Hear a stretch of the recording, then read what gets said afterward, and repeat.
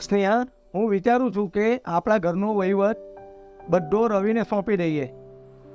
તમારો આ નિર્ણય બરાબર છે. રવિભાઈને જિમ્મેદારી સોંપી દેશો તો તમારી જેમ સમાજમાં ઓળખાણ થશે અને નામ પણ બનશે.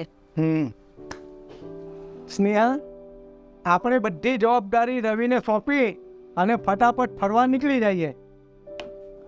ભાગદોડથી અને સમાજ સેવાથી હું હાવ થાકી ગયો છું. રવિને આપણે એક મોકો આપવો પડે, એ આપણી ફરજ છે અને ક્યારે ઘડાશે. સાચું કહું તો તમારો નિર્ણય મને ખૂબ જ ગમ્યો.